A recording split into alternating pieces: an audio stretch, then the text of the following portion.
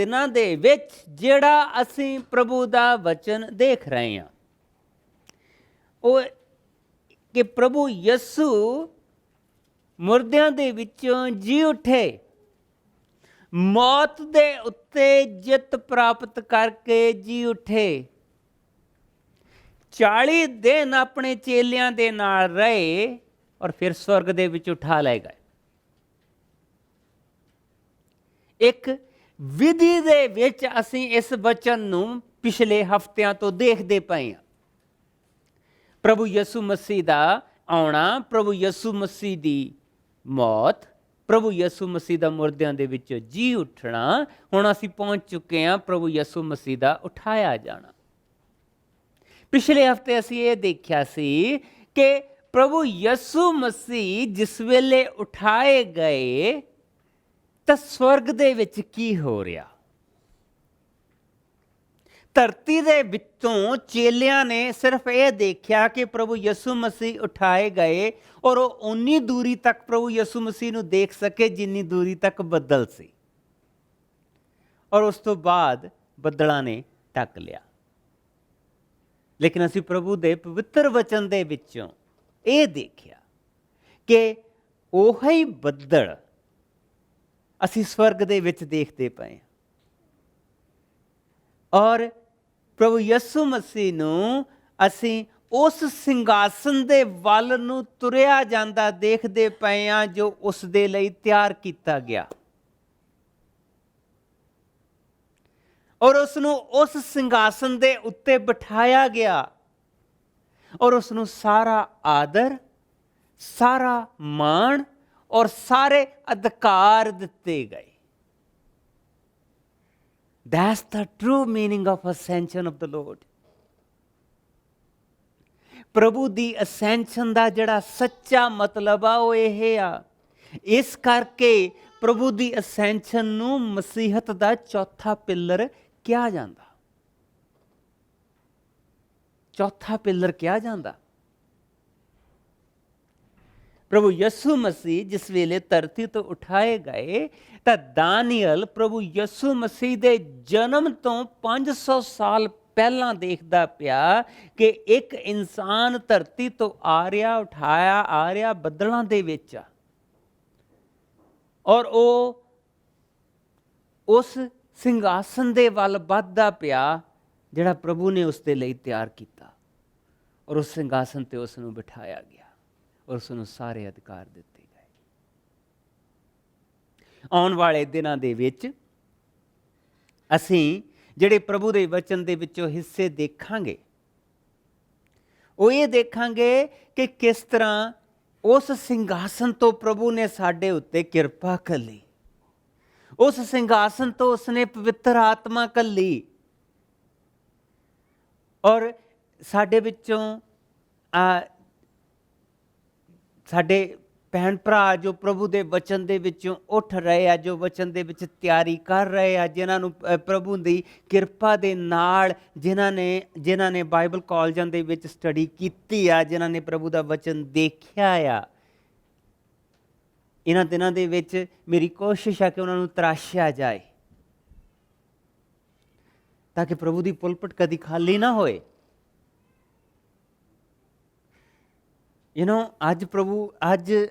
ਅੱਜ ਬ੍ਰਦਰ ਗੈਂਗਰ ਦਾ ਫਿਊਨਰਲ ਆ, ਕੱਲ੍ਹ ਨੂੰ ਮੇਰਾ ਹੋ ਸਕਦਾ। ਦੈਨ ਵਾਟ? ਇਹ ਪੁਲਪਟ ਖਾਲੀ ਹੋਏਗੀ? ਨਹੀਂ। ਇਸੇ ਕਰਕੇ ਅਸੀਂ ਆਪਣੀ ਕਲੀਸਿਆ ਦੇ ਵਿੱਚੋਂ ਉਹਨਾਂ ਲੋਕਾਂ ਨੂੰ ਤਿਆਰ ਕਰਦੇ ਪਏ ਹਾਂ ਜਿਹੜੇ ਪ੍ਰਭੂ ਦਾ ਵਚਨ ਸੁਣਾ ਸਕਦੇ ਆ, ਜਿਨ੍ਹਾਂ ਦੀ ਤਿਆਰੀ ਹੋ ਰਹੀ ਆ। ਸੋ ਆਉਣ ਵਾਲੇ ਦਿਨਾਂ ਦੇ ਵਿੱਚ ਇਸ ਮਈ ਦੇ ਅਖੀਰਲੇ ਹਫ਼ਤੇ ਦੇ ਵਿੱਚ ਸਿਸਟਰ ਨੀਤੂ ਪ੍ਰਭੂ ਦਾ ਵਚਨ ਲੈ ਕੇ ਆਏਗੀ ਚੇਲਿਆਂ ਦੇ ਕਰਤੱਵ ਦੇ ਵਿੱਚੋਂ, ਬੁੱਕ ਆਫ ਐਕਟਸ ਦੇ ਵਿੱਚੋਂ। ਪਵਿੱਤਰ ਆਤਮਾ, ਕਿਉਂਕਿ ਅਸੀਂ ਇੱਕ ਰੋਟੇਸ਼ਨ ਦੇ ਵਿੱਚ ਚੱਲੇ ਹਾਂ। ਪਵਿੱਤਰ ਆਤਮਾ ਦੇ ਕੰਮ ਔਰ ਉਸੇ ਪਵਿੱਤਰ ਆਤਮਾ ਦੇ ਕੰਮ ਜੂਨ ਦੇ ਮਹੀਨੇ ਦੇ ਵਿੱਚ ਕਰਤਾਰ ਪ੍ਰਭੂ ਦਾ ਵਚਨ ਲੈ ਕੇ ਆਏਗਾ। The works of the Holy Spirit, ਕਿਸ ਤਰ੍ਹਾਂ ਪ੍ਰਭੂ ਦੀ ਆਤਮਾ ਦੇ ਕੰਮ ਹੁੰਦੇ ਪਏ ਆ, ਕਿਸ ਤਰ੍ਹਾਂ ਜਿਸ ਲਈ ਉਹ ਸਾਨੂੰ ਆਤਮਾ ਮਿਲਿਆ, ਕੀ उस प्रभु के वचन दे विच बुक ऑफ एक्ट्स जिहड़े चेलियां दे करतब, वो चेलियां दे करतब नहीं गए, वो पवित्र आत्मा दे करतब। कि जिसले पवित्र आत्मा आया तो उसने साडे राही किहड़े काम कीते और किहड़े काम कर रहा। आमीन। पर अज असीं ये देखांगे कि प्रभु दे वचन दे विच प्रभु यसु मसीह ने, अगर तुसीं पहला ही पन्ना देखो तो पहले पन्ने दे विच प्रभु यसु मसीह कुछ कह रहे हैं, अपने चेलियां नूं कुछ कह रहे हैं। हुण तुसीं ये सोचो कि तुहाडे जीवन दे सिर्फ 6 घंटे रह गए, you have only 6 hours left, and you know you are going to be betrayed, beaten, and then crucified on the cross.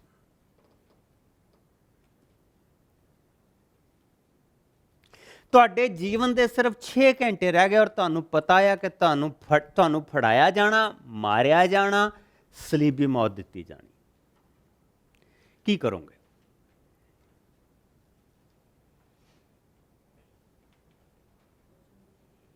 ਸਾਡੇ ਵਿੱਚੋਂ ਹਰ ਇੱਕ ਬਚਣ ਦੀ ਕੋਸ਼ਿਸ਼ ਕਰੇਗਾ। ਪ੍ਰਭੂ ਯਿਸੂ ਮਸੀਹ ਨੇ ਆਪਣੇ ਚੇਲਿਆਂ ਦੇ ਨਾਲ ਆਖਰੀ ਭੋਜ ਕੀਤਾ ਆ, ਉਹਨਾਂ ਦੇ ਪੈਰ ਧੋਤੇ ਆ ਔਰ ਹੁਣ ਉਹਨਾਂ ਦੇ ਮਨਾਂ ਦੀ ਤਿਆਰੀ ਕਰਦੇ ਪਏ ਆ। ਇਹ ਸਿਰਫ ਉਹਨਾਂ ਦੇ ਫੜਾਏ ਜਾਣ ਤੋਂ 6 ਘੰਟੇ ਪਹਿਲੇ ਦੀਆਂ ਗੱਲਾਂ ਆ। ਔਰ ਪ੍ਰਭੂ ਯਿਸੂ ਮਸੀਹ ਆਪਣੇ ਚੇਲਿਆਂ ਨੂੰ ਇਹ ਚੀਜ਼ ਕਹਿ ਰਹੇ ਆ, ਮੈਂ ਤੁਹਾਨੂੰ ਸੱਚ ਕਹਿੰਦਾ ਹਾਂ ਕਿ ਮੇਰਾ ਜਾਣਾ ਤੁਹਾਡੇ ਲਈ ਲਾਭਬੰਦ ਹੈ।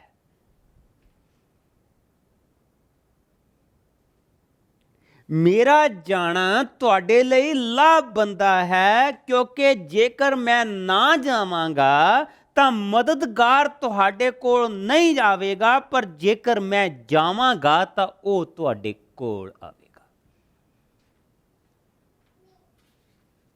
जिस वेले असीं प्रभु दे वचन नूं देखदे हां, पिछले हफ्ते असीं प्रभु दे जाण दे विच इह देखिआ सीगा कि प्रभु नूं किहड़ा अधिकार मिलिਆ, प्रभु नूं किहड़ा माण मिलिਆ, प्रभु नूं प्रभु ਉਹਦੇ ਵਿੱਚ प्रभु ਯਿਸੂ ਦੇ ਲਈ ਕਿਹੜੀਆਂ ਬਰਕਤਾਂ ਸੀ। ਕਿਉਂਕਿ ਹਰ ਬਰਕਤ ਜਿਹੜੀ ਪ੍ਰਭੂ ਯਿਸੂ ਮਸੀਹ ਦੇ ਵਿੱਚ ਆ, ਜਿਹੜੀ ਪ੍ਰਭੂ ਯਿਸੂ ਮਸੀਹ ਨੂੰ ਮਿਲੀ ਆ, ਉਹੋ ਹੀ ਬਰਕਤ ਉਹਨੇ ਵਾਪਸ ਸਾਨੂੰ ਦਿੱਤੀ ਆ। ਉਹਨੇ ਆਪਣੇ ਕੋਲ ਕੁਝ ਨਹੀਂ ਰੱਖਿਆ। ਇਹ ਸਾਨੂੰ ਯਾਦ ਰੱਖਣਾ ਪੈਣਾ। ਪ੍ਰਭੂ ਯਿਸੂ ਨੇ ਹਰੇਕ ਚੀਜ਼ ਸਾਨੂੰ ਉਹ ਦਿੱਤੀ ਆ।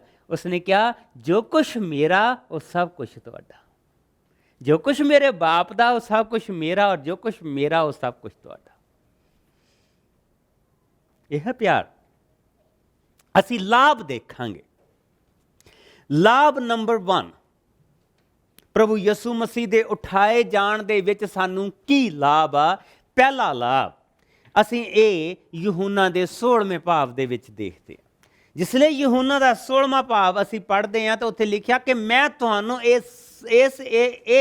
इसलिए दस दिता है कि तुसी ठोकर ना खाओ।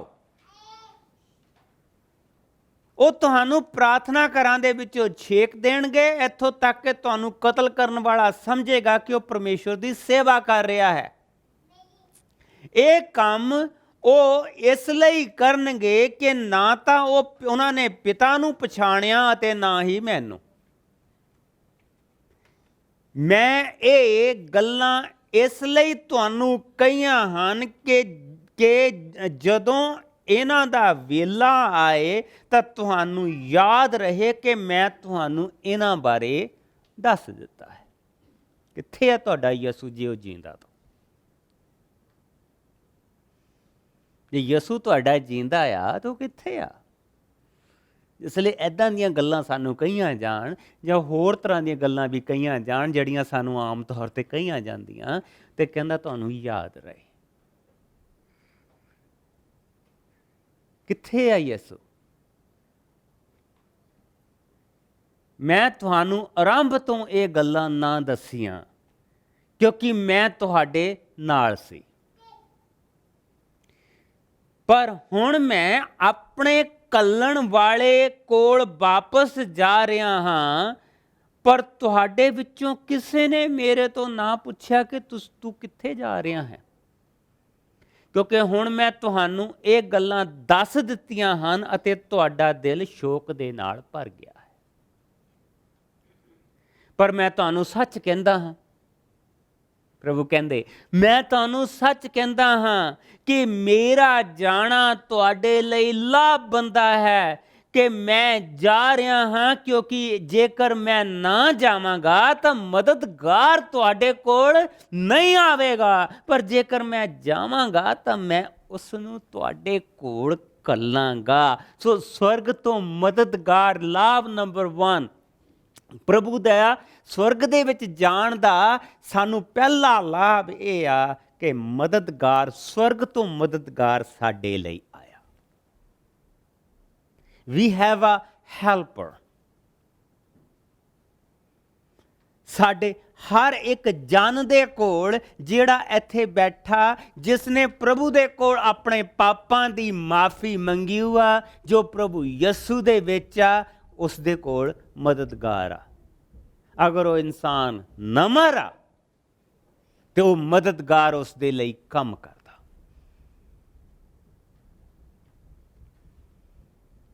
ਪ੍ਰਭੂ ਯਿਸੂ ਦੀ ਭਗਤੀ ਕਰਨ ਵਾਲਿਆਂ ਦੇ ਲਈ ਯਿਸੂ ਕੰਮ ਨਹੀਂ ਕਰਦਾ।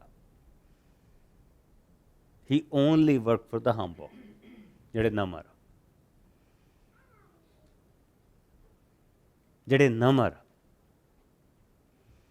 ਨਮਰ ਦੇ ਲਈ ਉਹ ਕੰਮ ਕਰਦਾ। ਜਿਹੜਾ ਇਨਸਾਨ ਨਮਰ ਆ, ਜਿਸ ਨੇ ਆਪਣਾ ਆਪ ਉਸ ਦੇ ਉੱਤੇ ਸੁੱਟ ਦਿੱਤਾ ਔਰ ਆਪਣੇ ਕਿਸੇ ਵਿਧੀਆਂ ਦੇ ਉੱਤੇ ਉਹ ਕੰਮ ਨਹੀਂ ਕਰ ਰਿਹਾ, ਦੈਨ ਫਿਰ ਉਸ ਦੇ ਲਈ ਉਸ ਨੂੰ ਮਦਦਗਾਰ ਥੱਲਿਓਂ ਹੱਥ ਪਾ ਕੇ ਉਸ ਨੂੰ ਤਾਂ ਉਠਾਉਂਦਾ। ਜਦੋਂ ਉਹ ਆਵੇਗਾ ਤਾਂ ਦੁਨੀਆ ਨੂੰ ਪਾਪ ਦੇ ਬਾਰੇ, ਧਾਰਮਿਕਤਾ ਦੇ ਬਾਰੇ ਅਤੇ ਨਿਆਂ ਦੇ ਬਾਰੇ ਦੋਸ਼ੀ ਸਿੱਧ ਕਰੇਗਾ। ਪਾਪ ਦੇ ਬਾਰੇ ਕਿਉਂਕਿ ਉਹਨਾਂ ਮੇਰੇ ਉੱਤੇ ਵਿਸ਼ਵਾਸ ਨਹੀਂ ਕਰਦੇ, ਧਾਰਮਿਕਤਾ ਦੇ ਬਾਰੇ ਕਿਉਂਕਿ ਮੈਂ ਪਿਤਾ ਦੇ ਕੋਲ ਜਾ ਰਿਹਾ ਹਾਂ ਅਤੇ ਥੋੜ੍ਹੀ ਦੇਰ ਦੇ ਪਿੱਛੋਂ ਤੁਸੀਂ ਮੈਨੂੰ ਨਹੀਂ ਦੇਖੋਗੇ, ਅਤੇ ਨਿਆਂ ਦੇ ਬਾਰੇ ਕਿਉਂਕਿ ਦੁਨੀਆ ਦਾ ਸਰਦਾਰ ਦੋਸ਼ੀ ਠਹਿਰਾਇਆ ਜਾ ਚੁੱਕਾ ਹੈ। ਪਾਪ ਦੇ ਬਾਰੇ ਕਿਉਂਕਿ ਉਹਨਾਂ ਨੇ ਮੇਰੇ ਉੱਤੇ ਵਿਸ਼ਵਾਸ ਨਹੀਂ ਕੀਤਾ।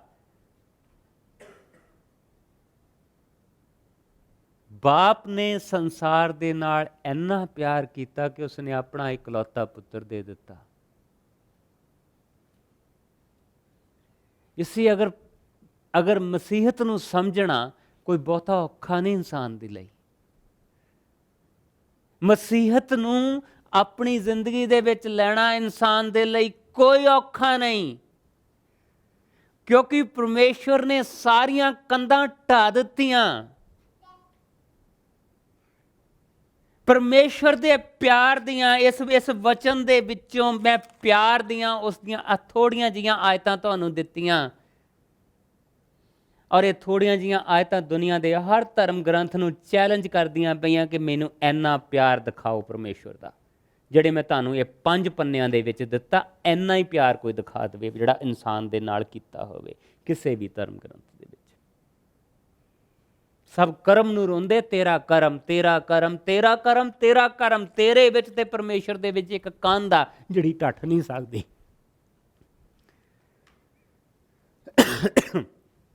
ਤੇਰੇ ਵਿੱਚ ਤੇ ਪਰਮੇਸ਼ਰ 'ਚ ਇੱਕ ਕੰਧ ਆ। ਉੱਥੇ ਆ ਕੇ ਸਾਰੇ ਰੁਕ ਜਾਂਦੇ ਆ। ਹੁਣ ਯਾਤਰਾਵਾਂ ਕਰ, ਹੁਣ ਤੂੰ ਭੁੱਖਿਆਂ ਨੂੰ ਖੜਾ, ਹੁਣ ਤੂੰ ਆਹ ਕਰ, ਹੁਣ ਤੂੰ ਉਹ ਕਰ। ਉਹ ਨਾ ਇਨਸਾਨ ਦੇ ਕੋਲੋਂ ਹੁੰਦਾ ਨਾ ਵਾਸਤਾ। ਉਹ ਕੋਸ਼ਿਸ਼ਾਂ ਬਥੇਰੀਆਂ ਕਰਦਾ ਔਰ ਕੋਸ਼ਿਸ਼ਾਂ ਕਰਦਾ ਹੀ ਰਹਿ ਜਾਂਦਾ।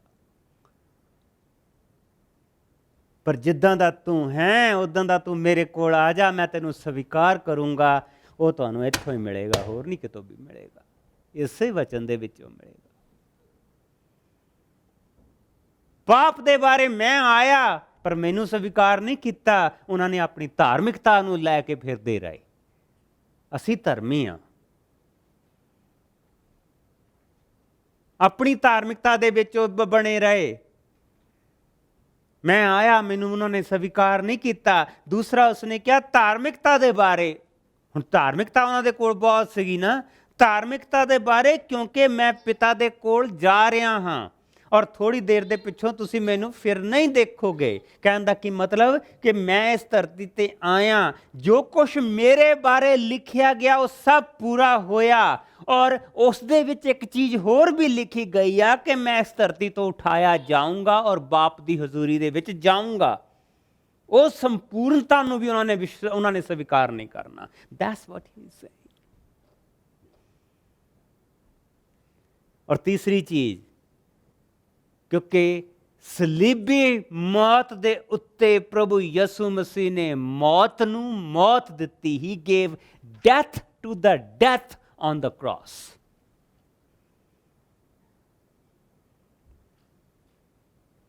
ਔਰ ਉੱਥੇ ਸ਼ੈਤਾਨ ਨੂੰ ਦੋਸ਼ੀ ਠਹਿਰਾਇਆ ਗਿਆ। ਉਸ ਤੋਂ ਪਹਿਲਾਂ ਸ਼ੈਤਾਨ ਨੇ ਹੀ ਹਰੇਕ ਨੂੰ ਦੋਸ਼ੀ ਠਹਿਰਾਇਆ।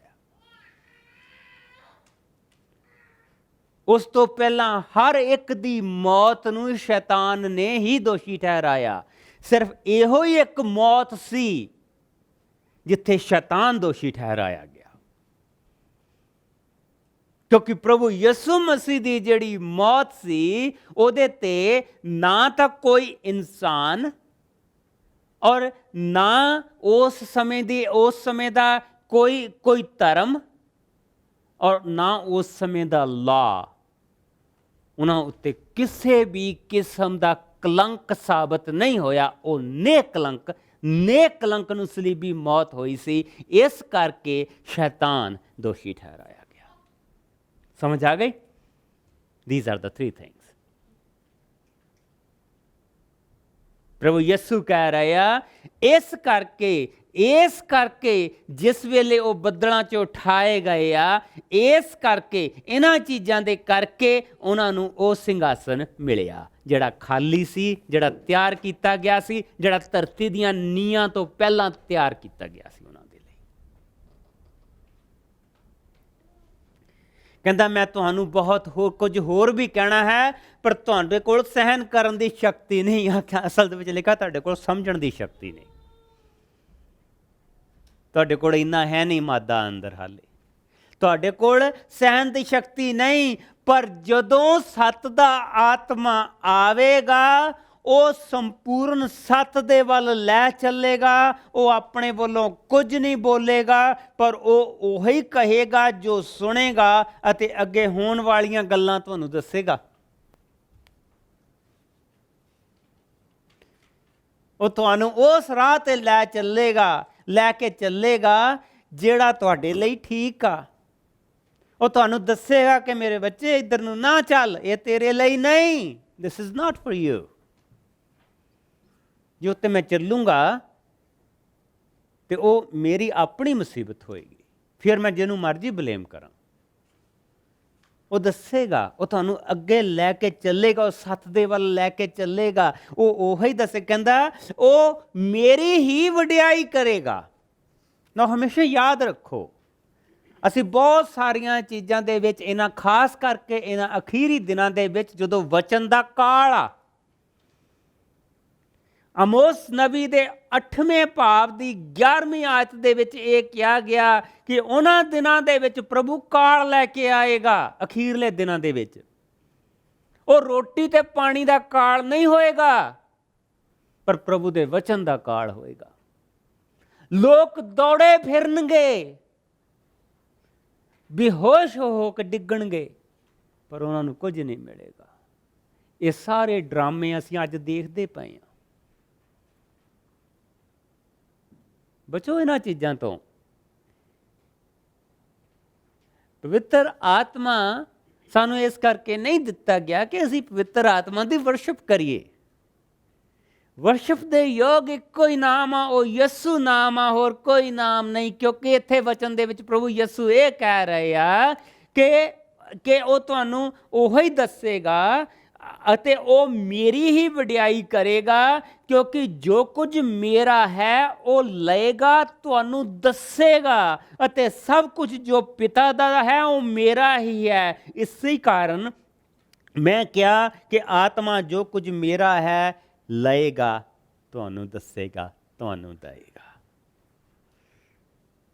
ਇਸ ਤੋਂ ਵੱਡੀ ਬਰਕਤ ਇਨਸਾਨ ਨੂੰ ਹੋਰ ਕਿੱਥੋਂ ਮਿਲ ਸਕਦੀ ਆ ਕਿ ਸਵਰਗ ਤੋਂ ਮਦਦਗਾਰ। ਪਹਿਲਾ ਲਾਭ ਮੇਰੇ ਲਈ ਇਹ ਆ ਕਿ ਪ੍ਰਭੂ ਯਿਸੂ ਮਸੀਹ ਦੇ ਅਸੈਂਸ਼ਨ ਦਾ, ਕਿ the first prophet for me, he said it is profitable for you that I go.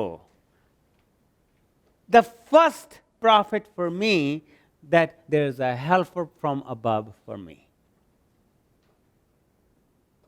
ਪ੍ਰਭੂ ਦੇ ਜਾਣ ਦਾ ਸਭ ਤੋਂ ਪਹਿਲਾ ਲਾਭ ਜਿਹੜਾ ਮੇਰੇ ਲਈ ਆ, ਉਹ ਮਦਦਗਾਰ, ਜਿਹੜਾ ਮੇਰੇ ਕੋਲ ਆ ਕੇ ਮੇਰੀ ਜ਼ਿੰਦਗੀ ਦੇ ਹਰੇਕ ਪੱਖ ਦੇ ਵਿੱਚ, ਮੇਰੀ ਆਤਮਿਕ ਪੱਖ ਦੇ ਵਿੱਚ, ਮੇਰੇ ਮਾਨਸਿਕ ਪੱਖ ਦੇ ਵਿੱਚ, ਮੇਰੇ ਸਰੀਰਕ ਪੱਖ ਦੇ ਵਿੱਚ, ਤਿੰਨਾਂ ਪੱਥਾਂ ਦੇ ਵਿੱਚ ਮੈਨੂੰ ਉਹ ਲੈ ਕੇ ਚੱਲੇਗਾ ਜਿਹੜੇ ਮੇਰੇ ਲਈ ਸਹੀ ਆ। ਆਮੇਨ। ਦੂਜਾ ਲਾਭ, ਦੂਸਰਾ ਲਾਭ ਜੋ ਪ੍ਰਭੂ ਦੇ ਵਚਨ ਦੇ ਵਿੱਚੋਂ ਅਸੀਂ ਇਹ ਦੇਖਦੇ ਪਏ ਹਾਂ, ਉਹ ਹੈ ਪ੍ਰਭੂ ਦਾ ਪਿਆਰ। ਰੋਮਨਸ ਦਾ 8ਵਾਂ ਭਾਵ, ਰੋਮਨਸ ਦਾ 8ਵਾਂ ਭਾਵ ਉਸ ਦੀ 31 ਆਇਤ ਤੋਂ ਦੇਖੋ। ਔਰ ਪ੍ਰਭੂ ਦੇ ਵਚਨ 'ਚ ਇਸ ਤਰ੍ਹਾਂ ਲਿਖਿਆ, ਇਹਨਾਂ ਸਭ ਗੱਲਾਂ ਨੂੰ ਦੇਖਦੇ ਹੋਏ ਅਸੀਂ ਕੀ ਕਹੀਏ। ਪਿਛਲੀਆਂ ਹੀ ਗੱਲਾਂ ਦੇਖ ਲਓ, ਜੋ ਅਸੀਂ ਪੜ੍ਹ ਕੇ ਹਟੇ ਹਾਂ 16ਵੇਂ ਭਾਵ 'ਚ, ਉਹਨੂੰ ਹੀ ਦੇਖ ਲਓ। ਜੇ ਅਸੀਂ ਸਿਰਫ ਓਨਾ ਕੀ ਦੇਖਣਾ ਹੋਵੇ, ਜੇ ਸਿਰਫ ਓਨਾ ਕੀ ਪ੍ਰਭੂ ਦਾ ਵਚਨ ਦੇਖਣਾ ਹੋਵੇ, ਉਹਨੂੰ ਦੇਖ ਲਓ। ਕਹਿੰਦਾ ਇਹਨਾਂ ਸਭ ਗੱਲਾਂ ਨੂੰ ਦੇਖਦੇ ਹੋਏ ਅਸੀਂ ਕੀ ਕਹੀਏ। ਜੇਕਰ ਪਰਮੇਸ਼ਵਰ ਸਾਡੇ ਵੱਲ ਹੈ ਤਾਂ ਫਿਰ ਸਾਡੇ ਵਿਰੁੱਧ ਕੌਣ ਹੋ ਸਕਦਾ ਹੈ। ਅਗਰ ਪਰਮੇਸ਼ਵਰ ਸਾਡੇ ਵੱਲ ਹੈ ਤਾਂ ਸਾਡੇ ਵਿਰੁੱਧ ਕੌਣ ਹੋ ਸਕਦਾ ਹੈ। ਇੱਥੋਂ ਤੱਕ ਕਿ ਉਸਨੇ ਆਪਣੇ ਪੁੱਤਰ ਨੂੰ ਵੀ ਪਿੱਛੇ ਨਾ ਛੱਡਿਆ, ਸਗੋਂ ਸਾਡੇ ਸਾਰਿਆਂ ਦੇ ਲਈ ਉਸ ਨੂੰ ਬਲੀ ਚੜਾ ਦਿੱਤਾ, ਤਾਂ ਫਿਰ ਇਸ ਨਾਲ ਬਾਕੀ ਸਭ ਕੁਝ ਸਾਨੂੰ ਮੁਫਤ ਨਹੀਂ ਦੇਵੇਗਾ। ਪਰਮੇਸ਼ਵਰ ਦੇ ਚੁਣਿਆ ਹੋਇਆਂ ਤੇ, ਇਸ ਆਇਤ ਨੂੰ ਧਿਆਨ ਦੇ ਨਾਲ ਰੱਖੋ, ਪਰਮੇਸ਼ਵਰ ਦੇ ਚੁਣਿਆ ਹੋਇਆਂ ਤੇ ਕੌਣ ਦੋਸ਼ ਲਾ ਸਕਦਾ ਹੈ। ਪਰਮੇਸ਼ਰ ਆਪ ਉਹਨਾਂ ਨੂੰ ਨਿਰਦੋਸ਼ੀ ਠਹਿਰਾਉਂਦਾ ਹੈ, ਸੋ ਉਹਨਾਂ ਤੇ ਕੌਣ ਦੋਸ਼ ਲਾ ਸਕਦਾ ਹੈ। ਇਹ ਯਿਸੂ ਮਸੀਹ ਹਨ ਜੋ ਮਰ ਗਏ, ਇੰਨਾ ਹੀ ਨਹੀਂ ਸਗੋਂ ਉਹ ਜਿੰਦਾ ਵੀ ਕੀਤੇ ਗਏ। ਦੇਖੋ ਧਿਆਨ ਦੇ ਨਾਲ, ਪ੍ਰਭੂ ਯਿਸੂ ਮਸੀਹ ਜੋ ਸਾਡੇ ਲਈ ਆਏ, ਪਹਿਲਾ ਪਿਲਰ ਪ੍ਰਭੂ ਯਿਸੂ ਮਸੀਹ। ਇਹ ਮੈਂ ਕਿਉਂ ਤੁਹਾਨੂੰ ਬਾਰ-ਬਾਰ ਇਹ 5 ਪਿਲਰ ਜਿੱਦਾਂ ਅਸੀਂ ਉਹ ਕਰਦੇ ਹੁੰਦੇ ਸੀ ਨਾ, 1 ਦੂਣੀ 2 ਤੇ 2 ਦੂਣੀ 4, ਇਹ ਤੁਹਾਨੂੰ ਏਦਾਂ ਚੇਤੇ ਹੋਣਾ ਚਾਹੀਦਾ। ਮਸੀਹਤ ਦੇ 5 ਪਿਲਰ। ਅਗਰ ਤੁਹਾਡੇ ਨਾਲ ਕੋਈ ਗੱਲ ਕਰਦਾ, ਤੁਸੀਂ ਮਸੀਹ ਦੇ 5 ਪਿਲਰ ਉਸ ਇਨਸਾਨ ਨੂੰ ਦੱਸ ਦਿਓ ਕਿ ਵੀ ਮਸੀਹ ਦੇ ਵਿੱਚ, ਮੈਂ ਮਸੀਹ ਦੇ ਕੋਲ ਕਿਉਂ ਆਇਆ, ਆਹ 5 ਚੀਜ਼ਾਂ। ਇੰਨਾ ਹੀ ਕਾਫੀ ਆ, ਤੁਹਾਨੂੰ ਹੋਰ ਕੁਝ ਦੱਸਣ ਦੀ ਜ਼ਰੂਰਤ ਹੀ ਨਹੀਂ। ਲੱਭਦਾ ਫਿਰੇ ਸਾਰੀ ਦੁਨੀਆ 'ਚ ਉਹ 5 ਚੀਜ਼ਾਂ ਕਿਸੇ ਇੱਕ ਦੇ ਵਿੱਚ। ਇਹ ਤੁਹਾਨੂੰ ਏਦਾਂ ਚੇਤੇ ਹੋਣੇ ਚਾਹੀਦੇ ਆ, ਕਿਉਂਕਿ ਇਹ ਸਾਰੀ ਬਾਈਬਲ ਨੂੰ ਇਕੱਠਾ ਕਰਦੇ ਆ। ਇਹ 5 ਪਿਲਰ ਜਿਹੜੇ ਆ, ਇਹ ਸਾਰੀ ਬਾਈਬਲ ਨੂੰ ਇਕੱਤਰ ਕਰਦੇ ਆ। ਮਸੀਹ ਦਾ ਜਨਮ, ਮਸੀਹ ਦਾ ਕੁਆਰੀ ਤੋਂ ਪੈਦਾ ਹੋਣਾ, ਮਸੀਹ ਦਾ ਪਾਪੀ ਦੇ ਲਈ ਜਾਨ ਦੇਣਾ, ਮਸੀਹ ਦਾ ਤੀਸਰੇ ਦਿਨ ਮੁਰਦਿਆਂ ਦੇ ਵਿੱਚੋਂ ਬਲੀ ਸਵੀਕ੍ਰਿਤ ਉਹਦੀ ਹੋਣੀ, ਔਰ ਤੀਸਰੇ ਦਿਨ ਮੁਰਦਿਆਂ ਦੇ ਵਿੱਚੋਂ ਜੀ ਉੱਠਣਾ, ਮਸੀਹ ਦਾ ਸਵਰਗ ਦੇ ਵਿੱਚ ਜਾਣਾ ਔਰ ਆਪਣਾ ਮਾਣ ਪ੍ਰਾਪਤ ਕਰਨਾ, ਉਸ ਦਾ ਉਠਾਇਆ ਜਾਣਾ ਔਰ ਪਵਿੱਤਰ ਆਤਮਾ ਦਾ ਘੱਲਿਆ ਜਾਣਾ। ਇਹ ਚੌਥਾ ਪਿਲਰ ਆ। 5ਵਾਂ ਪਿਲਰ ਮਸੀਹ ਦਾ ਵਾਪਸ ਆਉਣਾ ਔਰ ਉਸ ਦਾ ਆਪਣਿਆਂ ਲੋਕਾਂ ਨੂੰ ਲੈ ਕੇ ਜਾਣਾ। ਭਾਈ ਮੈਂ ਮਸੀਹ 'ਚ ਤਾਂ ਬਲੇ ਵਿਸ਼ਵਾਸ ਕਰਦਾ ਕਿ 4 ਪਿਲਰ ਪੂਰੇ ਹੋ ਚੁੱਕੇ, 5ਵਾਂ ਪੂਰਾ ਹੋਣ ਵਾਲਾ। ਆਮੇਨ। ਤੋਤੇ ਮੂੰਹ ਰੱਟ ਲਓ ਇਹਨਾਂ ਚੀਜ਼ਾਂ ਨੂੰ। ਇਹ 5 ਚੀਜ਼ਾਂ ਅਗਰ ਤੁਹਾਨੂੰ ਚੇਤੇ ਆ, ਤੁਹਾਨੂੰ ਸਾਰੀ ਬਾਈਬਲ ਚੇਤੇ ਆ। You know the whole Bible if you know these 5 things. You can write books about it. And people will read. ਇਹ 5 ਚੀਜ਼ਾਂ ਐਸੀਆਂ ਹੈ ਮਸੀਹ ਦੇ ਵਿੱਚ। ਸੋ ਕੀ ਸਿੱਧਾ ਕਹਿੰਦਾ ਰੁਪਿਆ, ਦੇਖੋ ਉਹ ਕਹਿੰਦੇ ਅਗਰ ਪਰਮੇਸ਼ਵਰ ਸਾਡੀ ਵੱਲ ਹੈ ਤੇ ਫਿਰ ਸਾਡੇ ਵਿਰੁੱਧ ਕੌਣ ਹੋ ਸਕਦਾ ਹੈ। ਇੱਥੋਂ ਤੱਕ ਕਿ ਉਸਨੇ ਆਪਣੇ ਪੁੱਤਰ ਨੂੰ ਵੀ ਪਿੱਛੇ ਨਾ ਛੱਡਿਆ। ਦੇਖਿਓ ਕਿੱਦਾਂ 5 ਪਿੱਲਰ ਫੇਰ ਬੋਲਦੇ ਪਏ ਆ। ਪਹਿਲਾ ਪਿੱਲਰ, ਆਪਣੇ ਪੁੱਤਰ ਨੂੰ ਵੀ ਪਿੱਛੇ ਨਾ ਛੱਡਿਆ ਅਤੇ ਸਗੋਂ ਸਾਡੇ ਸਾਰਿਆਂ ਦੇ ਲਈ ਉਸ ਨੂੰ ਬਲੀ ਤੇ ਚੜਾ ਦਿੱਤਾ। ਦੂਜਾ ਪਿੱਲਰ, ਤਾਂ ਕਿ ਉਸ ਦੇ ਨਾਲ ਬਾਕੀ ਸਭ ਕੁਝ ਮੁਫਤ ਨਹੀਂ ਦੇਵੇਗਾ। ਪਰਮੇਸ਼ਰ ਦੇ ਚੁਣਿਆ ਹੋਇਆ ਤੇ ਕੌਣ ਦੋਸ਼ ਲਾ ਸਕਦਾ ਹੈ। ਪਰਮੇਸ਼ਰ ਆਪ ਉਹਨਾਂ ਨੂੰ ਨਿਰਦੋਸ਼ੀ ਠਹਿਰਾਉਂਦਾ ਹੈ, ਸਗੋਂ ਉਹਨਾਂ ਤੇ ਕੌਣ ਦੋਸ਼ ਲਾ ਸਕਦਾ ਹੈ। ਇਹ ਯਿਸੂ ਮਸੀਹ ਹਨ ਜੋ ਮਰ ਗਏ, ਇੰਨਾ ਹੀ ਨਹੀਂ ਸਗੋਂ ਜਿੰਦਾ ਵੀ ਕੀਤੇ ਗਏ ਤੇ ਪਰਮੇਸ਼ਰ ਦੇ ਸੱਜੇ ਹੱਥ ਵਿਰਾਜਮਾਨ ਹਨ। ਚੌਥਾ ਤੇ ਪੰਜਵਾਂ, ਤੀਜਾ ਤੇ ਚੌਥਾ ਪਿੱਲਰ। ਦੇਖਿਆ ਕਿੱਦਾਂ ਬਾਈਬਲ ਗੁੰਦੀ ਪਈ ਇਹਨਾਂ ਦੇ ਨਾਲ।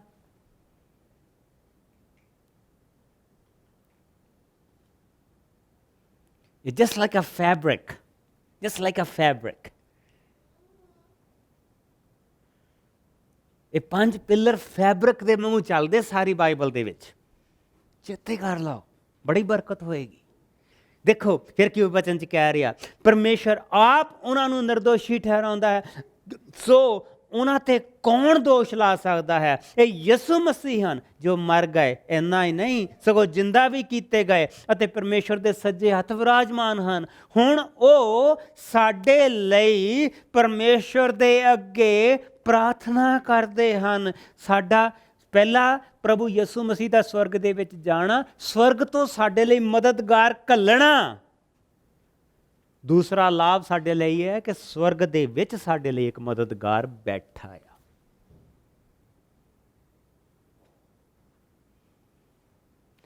The first prophet is this we have in Jesus Christ for his ascension, that he gave us the Holy Spirit. And the second prophet, he's sitting on that throne for us. ਜਿਸ ਵੇਲੇ ਤੁਸੀਂ ਦੁਆ ਕਰਦੇ ਆ ਤੇ ਪ੍ਰਭੂ ਯਿਸੂ ਮਸੀਹ ਉਸ ਦੁਆ ਨੂੰ ਪ੍ਰਭੂ ਦੇ ਅੱਗੇ ਪੇਸ਼ ਕਰਦਾ ਪਿਆ। ਤੁਹਾਡਾ ਮਦਦਗਾਰ ਪਰਮੇਸ਼ਵਰ ਦੇ ਸੱਜੇ ਹੱਥ ਬੈਠਾ। ਕਿੱਥੇ ਹੈ ਤੁਹਾਡਾ ਯਿਸੂ? ਪਰਮੇਸ਼ਵਰ ਦੇ ਸੱਜੇ ਹੱਥ ਬੈਠਾ, ਜਿਉਂਦਾ। ਆਤਮਿਕ ਤੌਰ ਤੇ ਨਹੀਂ, ਸਰੀਰਕ ਤੌਰ ਤੇ ਜਿਉਂਦਾ ਪਰਮੇਸ਼ਵਰ ਦੇ ਸੱਜੇ ਹੱਥ ਬੈਠਾ। ਵਚਨ ਪੜ੍ਹ ਕੇ ਦੇਖ ਲਾ, ਉੱਥੇ ਆ ਸਾਡਾ ਪ੍ਰਭੂ ਯਿਸੂ। ਕੀ ਕਰਦਾ ਪਿਆ ਉੱਥੇ ਬੈਠਾ? ਸਾਡੇ ਲਈ ਦੁਆ ਸੁਣਦਾ ਪਿਆ, ਸਾਡੀਆਂ ਦੁਆਵਾਂ ਨੂੰ ਪੂਰੀਆਂ ਕਰਦਾ ਪਿਆ। ਸਾਡੇ ਤੇ ਕੋਈ ਦੋਸ਼ ਲਾਉਂਦਾ ਤੇ ਉਹ ਦੋਸ਼ੀ ਨੂੰ ਠੀਕ ਕਰਦਾ ਪਿਆ, ਕਿਉਂਕਿ ਸਾਡੇ ਤੇ ਕੋਈ ਦੋਸ਼ ਨਹੀਂ ਲਾ ਸਕਦਾ ਸਿਵਾਏ ਉਹਦੇ ਤੋਂ। ਔਰ ਉਹ ਸਾਨੂੰ ਨਿਰਦੋਸ਼ ਸਿੱਧ ਕਰਦਾ ਪਿਆ। ਸੋ ਕਹਿੰਦਾ ਜਿਹੜਾ ਨਿਰਦੋਸ਼ ਸਿੱਧ ਕਰਦਾ ਪਿਆ, ਅਗਰ ਕੋਈ ਸਾਡੇ ਤੇ ਦੋਸ਼ ਲਾਏ ਤਾਂ ਉਹ ਮੱਥਾ ਉਹਦਾ ਪਰਮੇਸ਼ਵਰ ਦੇ ਨਾਲ ਲੱਗਾ ਆ, ਸਾਡੇ ਨਾਲ ਨਹੀਂ ਲੱਗਾ। ਔਰ ਪਰਮੇਸ਼ਵਰ ਦੇ ਨਾਲ ਮੱਥਾ ਲਾ ਕੇ ਕੌਣ ਬਚ ਸਕਦਾ? ਕੌਣ ਖੜਾ ਹੋ ਸਕਦਾ ਉਸ ਦੇ ਸਾਹਮਣੇ? ਕੋਈ ਵੀ ਨਹੀਂ। ਦੂਜਾ ਲਾਭ ਦੇਖੋ ਪਰਮੇਸ਼ਰ ਦੇ ਵਿੱਚ, ਜਿਹੜਾ ਉਹਦੇ ਸੱਜੇ ਹੱਥੋਂ ਬੈਠਾ। ਵਚਨ ਕੀ ਕਹਿ ਰਿਹਾ? ਦੇਖੋ ਹੁਣ ਧਿਆਨ ਦੇ ਨਾਲ ਕੀ ਕਹਿ ਰਿਹਾ। ਹੁਣ ਉਹ ਸਾਡੇ ਲਈ ਪਰਮੇਸ਼ਰ ਦੇ ਅੱਗੇ ਪ੍ਰਾਰਥਨਾ ਕਰਦੇ ਹਨ। ਸਾਨੂੰ ਮਸੀਹ ਦੇ ਪਿਆਰ ਤੋਂ ਕੌਣ ਵੱਖਰਾ ਕਰ ਸਕਦਾ ਹੈ? ਕੀ ਦੁੱਖ ਜਾਂ ਪੀੜਾਂ, ਅਤਿਆਚਾਰ, ਭੁੱਖ, ਗਰੀਬੀ, ਡਰ, ਤਲਵਾਰ, ਲੋਕਾਂ ਦੀਆਂ ਗੱਲਾਂ? ਕੁਝ ਵੀ ਨਹੀਂ, ਕੁਝ ਵੀ ਨਹੀਂ। ਅਸੀਂ ਤੇਰੇ ਲਈ ਮੌਤ ਦੇ ਮੂੰਹ 'ਚ ਸਾਰਾ ਦਿਨ ਰਹਿੰਦੇ ਹਨ। ਸਾਡੇ ਨਾਲ ਉਸ ਭੇਡ ਵਰਗਾ ਵਰਤਾਓ ਹੁੰਦਾ ਹੈ ਜੋ ਵੱਢੀ ਜਾਣ ਵਾਲੀ ਹੁੰਦੀ ਹੈ। ਪਰ ਨਹੀਂ, ਇਹ ਹੋਣ ਤੇ ਵੀ, ਇਹ ਸਭ ਕੁਝ ਹੋਣ ਤੇ ਵੀ, ਪਰ ਨਹੀਂ, ਅਸੀਂ ਉਸ ਦੇ ਦੁਆਰਾ ਜਿਸ ਨੇ ਸਾਨੂੰ ਪਿਆਰ ਕੀਤਾ ਮਹਾਂ ਜੇਤੂ ਸਿੱਧ ਹੁੰਦੇ ਹਾਂ। ਮੇਰਾ ਪੂਰਾ ਵਿਸ਼ਵਾਸ ਹੈ ਕਿ ਸਾਨੂੰ ਕੋਈ ਵੀ ਚੀਜ਼ ਉਸ ਦੇ ਪਿਆਰ ਤੋਂ ਵੱਖਰਾ ਨਹੀਂ ਕਰ ਸਕਦੀ। ਨਾ ਮੌਤ, ਸਾਡਾ ਭਰਾ ਗੈਂਗਰ ਚਲਾ ਗਿਆ, ਨਾ ਮੌਤ, ਨਾ ਜੀਵਨ, ਨਾ ਸਵਰਗਦੂਤ, ਨਾ ਸ਼ੈਤਾਨ ਦੀਆਂ ਸ਼ਕਤੀਆਂ, ਨਾ ਵਰਤਮਾਨ, ਨਾ ਭਵਿੱਖ। ਮੱਤ ਮਾਰੀ ਪਈ ਲੋਕਾਂ ਨੇ ਲੀਕਾਂ ਪੜ੍ਹ ਪੜ੍ਹ ਕੇ ਹੱਥਾਂ ਦੀਆਂ। ਜੋ ਹੱਥਾਂ ਦੀਆਂ ਲੀਕਾਂ ਨੂੰ ਪੜ੍ਹਨ ਵਾਲੇ ਨੂੰ ਪਤਾ ਹੋਵੇ ਤਾਂ ਲੋਕਾਂ ਕੋਲ 10-10 ਰੁਪਈਏ ਲੈ ਕੇ ਲੀਕਾਂ ਕੋ ਪੜ੍ਹਦਾ ਫਿਰੇ। ਮੈਨੂੰ ਆਪ ਦਾ ਨਹੀਂ ਪਤਾ ਕਿ ਮੇਰੀਆਂ ਲੀਕਾਂ 'ਤੇ ਕੀ ਲਿਖਿਆ ਹੈ। ਲੋਕਾਂ ਨੂੰ ਲਾਟਰੀ ਦੇ ਨੰਬਰ ਦਿੰਦਾ ਅਤੇ ਆਪ ਕੋਲੋਂ ਤੋਤੇ ਨੂੰ ਖਾਣਾ ਖਿਲਾਉਣ ਜੋਗੇ ਪੈਸੇ ਨਹੀਂ ਹੁੰਦੇ। ਤੇਰੇ ਆਪ ਦੇ ਨਹੀਂ ਨਿਕਲਦੇ।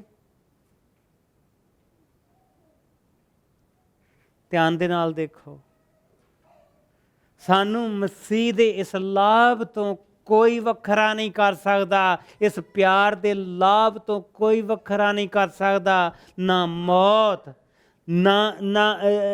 ਨਾ ਜੀਵਨ, ਨਾ ਸਵਰਗਦੂਤ, ਨਾ ਸ਼ੈਤਾਨ ਦੀਆਂ ਸ਼ਕਤੀਆਂ, ਨਾ ਵਰਤਮਾਨ, ਨਾ ਭਵਿੱਖ, ਨਾ ਪ੍ਰਾਕ੍ਰਿਤਕ ਸ਼ਕਤੀਆਂ, ਨਾ ਆਕਾਸ਼ ਦੀਆਂ ਸ਼ਕਤੀਆਂ, ਨਾ ਪਤਾਲ ਦੀਆਂ ਸ਼ਕਤੀਆਂ, ਬਲਕਿ ਸਾਰੀ ਸ੍ਰਿਸ਼ਟੀ ਦੀ ਕੋਈ ਵੀ ਚੀਜ਼, ਸਾਰੀ ਸ੍ਰਿਸ਼ਟੀ ਦੀ ਕੋਈ ਵੀ ਚੀਜ਼ ਪਰਮੇਸ਼ਵਰ ਦੇ ਪਿਆਰ ਤੋਂ ਜੋ ਪ੍ਰਭੂ ਯਿਸੂ ਮਸੀਹ ਦੇ ਦੁਆਰਾ ਸਾਡੇ ਤੇ ਪ੍ਰਗਟ ਕੀਤਾ ਗਿਆ ਹੈ, ਵੱਖਰਾ ਨਹੀਂ ਕਰ ਸਕਦਾ। ਇਹ ਹੈ ਦੂਜਾ ਲਾਭ ਕਿ ਸਾਡਾ ਪ੍ਰਭੂ ਸਵਰਗ ਦੇ ਵਿੱਚ ਉਠਾਇਆ ਗਿਆ। ਸਾਡਾ ਪ੍ਰਭੂ ਦਾ ascension, this is the second prophet of the ascension. We have now the third one. ਪ੍ਰਭੂ ਯਿਸੂ ਮਸੀਹ ਸਵਰਗ ਦੇ ਵਿੱਚ ਕੀ ਕਰਦਾ ਪਿਆ? ਜੇ ਤੁਹਾਡਾ ਯਿਸੂ ਜੀ ਸਵਰਗ ਦੇ ਵਿੱਚ ਉਠਾ ਲਿਆ ਗਿਆ ਤੇ ਹੁਣ ਉੱਥੇ ਉਹ ਕੀ ਕਰਦਾ ਪਿਆ?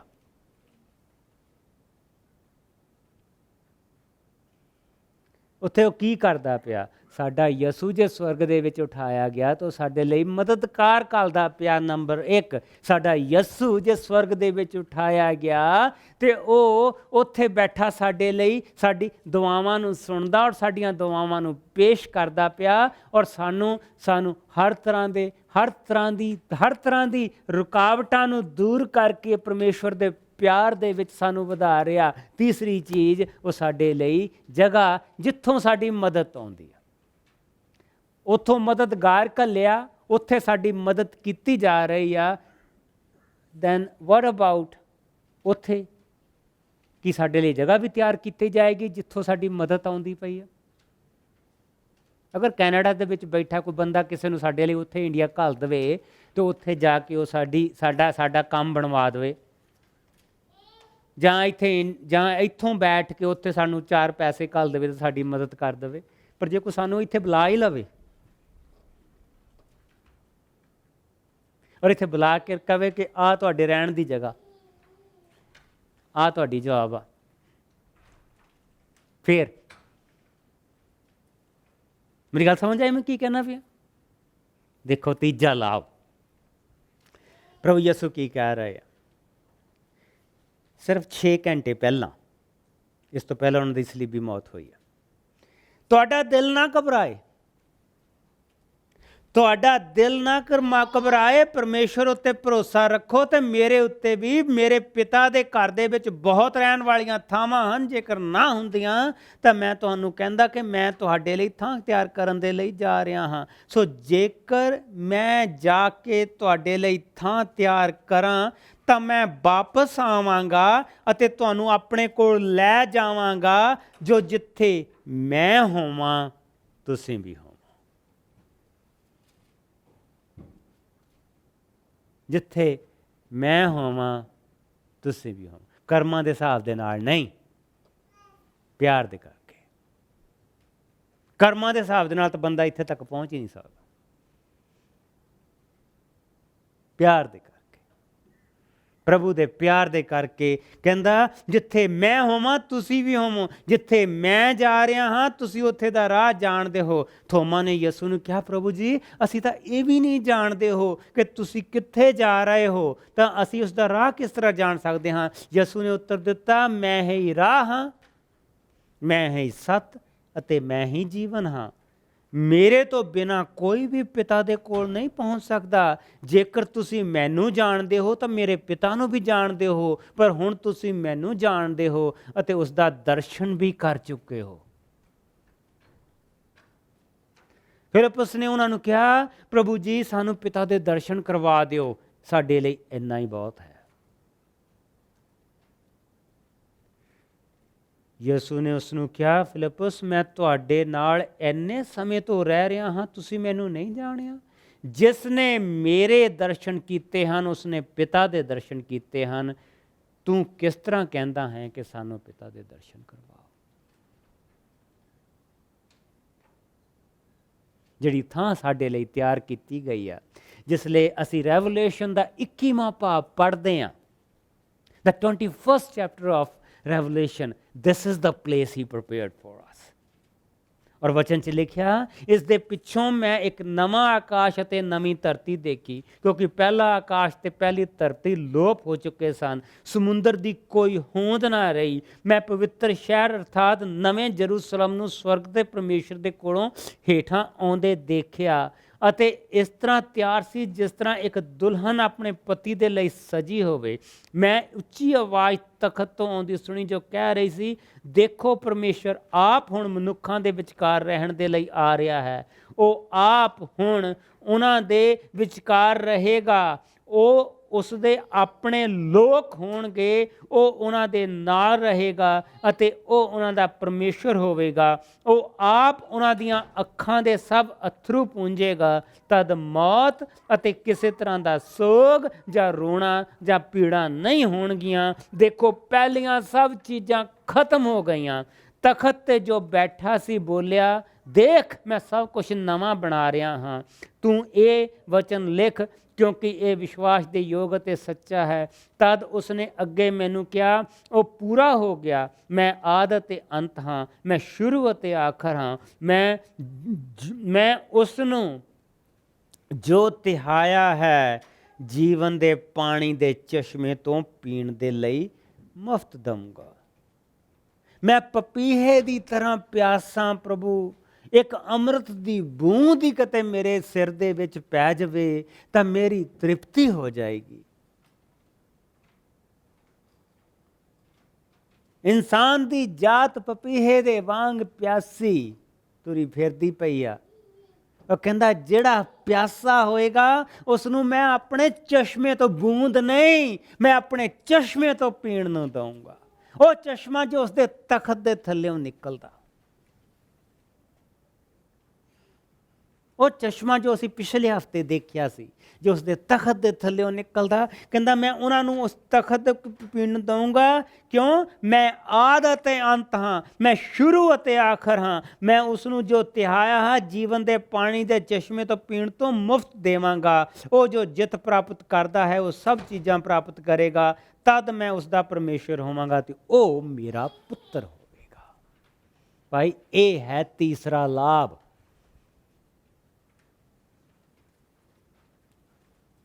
ਹੁਣ ਸਮਝ ਆਈ ਕਿ ਪ੍ਰਭੂ ਯਿਸੂ ਕਿਉਂ ਉਠਾਏ ਗਏ। ਪ੍ਰਭੂ ਯਿਸੂ ਇਸ ਕਰਕੇ ਉਠਾਏ ਗਏ ਕਿ ਜੋ ਕੁਛ ਪਰਮੇਸ਼ਵਰ ਦਾ ਉਹ ਉਹਨਾਂ ਨੂੰ ਮਿਲੇ, ਔਰ ਜੋ ਕੁਛ ਫਿਰ ਉਹਨਾਂ ਨੂੰ ਮਿਲੇ ਉਹ ਸਭ ਕੁਛ ਸਾਨੂੰ ਦੇਣ। Simple is that. ਇਹ ਹੈ ਮਸੀਹਤ ਦਾ ਚੌਥਾ ਪਿਲਰ।